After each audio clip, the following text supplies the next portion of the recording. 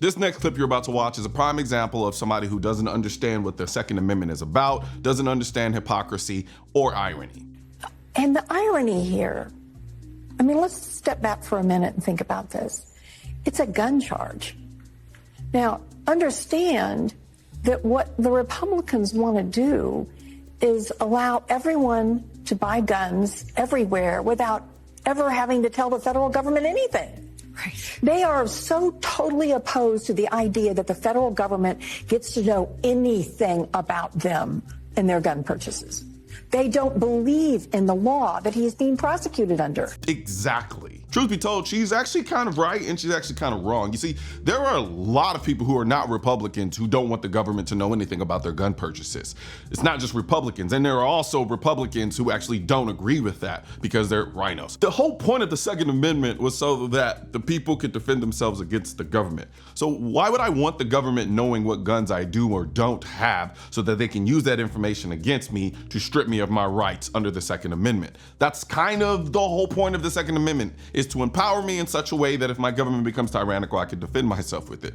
But she is so lost in the sauce of the federal government being zaddy that she can't see past the point that the job is not to keep you safe. The government's job is to accumulate power.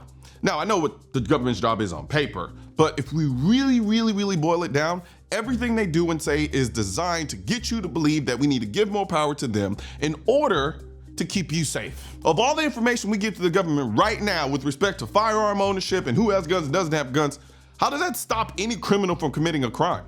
It doesn't. And yet our government constantly keeps telling us more and more that we need more information, we need more laws to be able to keep you safe. And then the funny thing is that the irony behind this whole case with respect to Joe Biden's son having a gun charge, she doesn't see the irony. She completely misses it.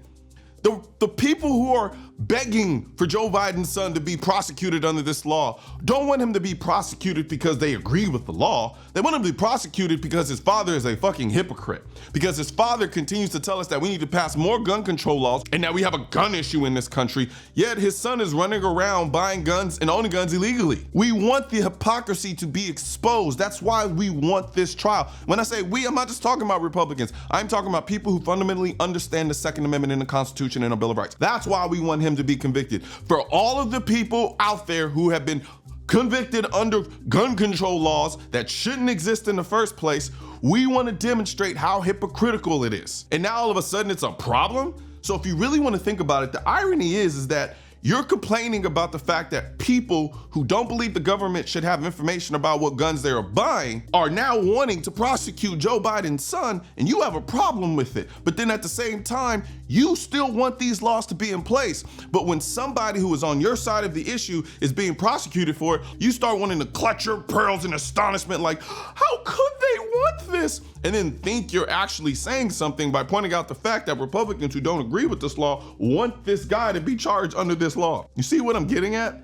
It's a weird type of mental gymnastics that people like this are able to do that is honestly kind of astonishing. I guarantee you, if Donald Trump right now, considering he's just been convicted, if he went out and bought a firearm and owned a firearm, I guarantee you this woman and all the people on the side of this issue that are against the Second Amendment, i.e. the Democrats,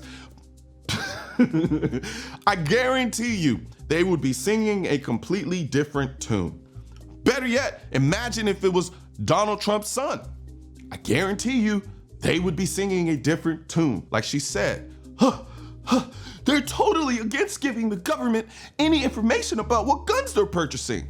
Well, yeah, because that's kind of how the Second Amendment was written to be. Like, whole point was to be able to check the government, not allow the government to check us. See what I'm getting at? So when you hear these conversations and when you see these politicians and when you see these anti-gun individuals get up there and talk about firearms, just understand where they're coming from. They're not coming from a place of safety. They're coming from a place of control and power. Because the only reason that you would have a problem with this, the only reason you would have an issue with the fact that you have a president who was one of the most anti-gun presidents and anti-2A presidents in this country's history, has a son who broke the exact same laws that this president has been trying to shove down our throats for decades.